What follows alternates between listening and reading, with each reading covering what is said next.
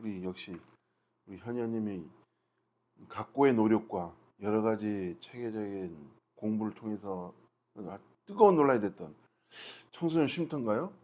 네네네. 청소년 쉼터 이번 그 보건복지위에서 그 예결 내년 예산 하면서 예산 심사 예산 심사 과정에서 이번 청소년 쉼터의 문제점, 특히 문제가 심각하더라고요. 보니까 그 쉼터 운영자 아주 심각하더라고요. 법인인가요? 개인 법인? 법인은 아니고요. 비영리 민간 단체. 비영리 민간 단체. 네.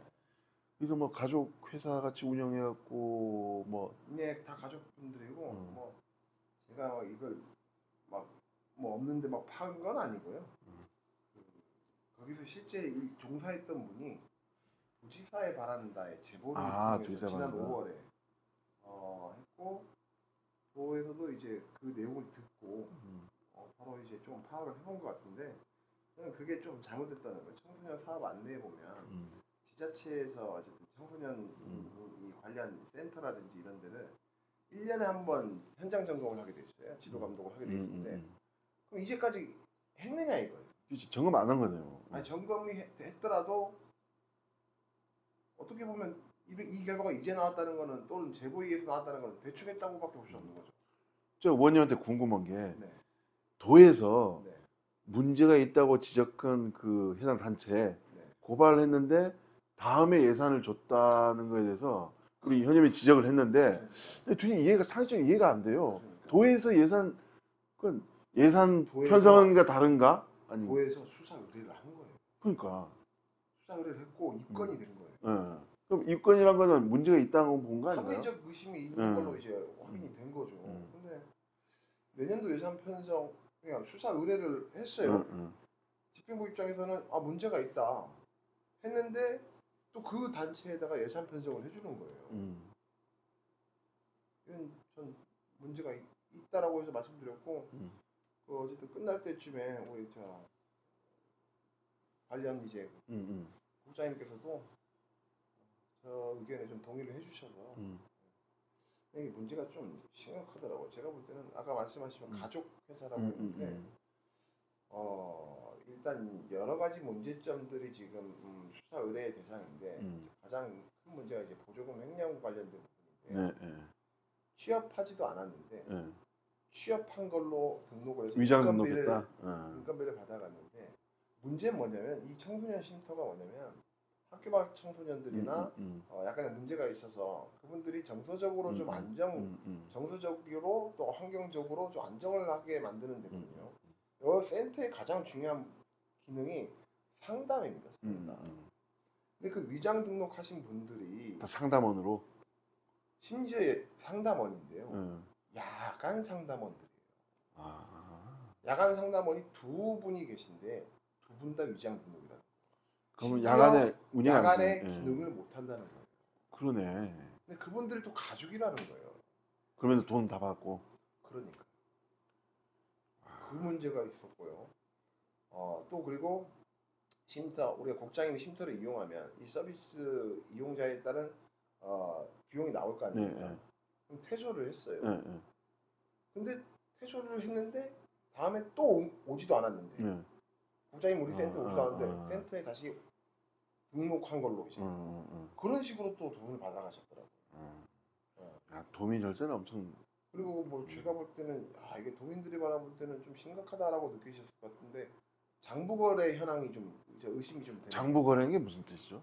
우리가 보조금 카드를 제공하잖아요. 그 카드로 뭐 마트를 거래한다거나 뭐 개인적으로 뭐 주유를 한다거나 이런 내용. 개인적 용도로.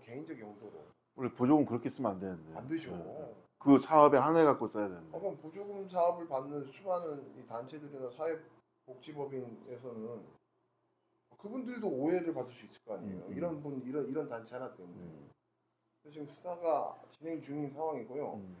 기소 여부는 뭐 11월 뭐 이번 달 정도 나온다고 하는데 어쨌든 도에서도 이런 정치적 판단을 하셔가지고 그렇다고 이 청소년 쉼터가 사라져서는 안 됩니다. 이 기능은 그대로 가져가되 다만 지금의 사업자들은 더 이상 이 일을 할 수 있다고 저는 판단하지 않아요. 판단하지 않아서 새로운 뭐 공모를 통해서 그래서 저희가 이 예산을 삭감하지 않고 가는 이유가 뭐냐면 최대한 빨리 이 대체를 해주실 분들을 찾아서 센터가 문을 닫으면 안 되거든요. 그렇죠. 네. 센터를 운영한 사람들이 바뀌어야 된다는 거지. 그렇게 준비를 해주시는 걸로 제가 알고 있습니다. 그러니까 지금 도에서는 그렇게 준비를 하고 있다는 거죠. 준비도 하고 앞으로 1년마다 지도 감독을 할 때 좀 잘 하셨으면 해요. 왜냐면 지자체는 필요하다고 하면 자료 요구를 할 수 있거든요. 뭐 예를 들어서 뭐 감사 내용이라든지 뭐 여러 가지 내역들을 요구할 수 있거든요. 근데 이게 문제가 제보에 의해서 이루어진다는 거예요. 그럼 그 제보자가 용기를 내지 않았다면 지금도 묻힐 수 있어. 아니 내년에도 계속적으로 뭐 위장 등록하고 장부 거래하고 허위로 뭐 서비스 이용자 등록하고 이런 일이 멈춰질 거라고 생각 안 하거든요. 근데 상당히 걱정되는 게 뭐냐면 뭐 여러 번 뉴스가 나왔지만 제보자에 대한 신분이 노출이 돼 갖고 그래요?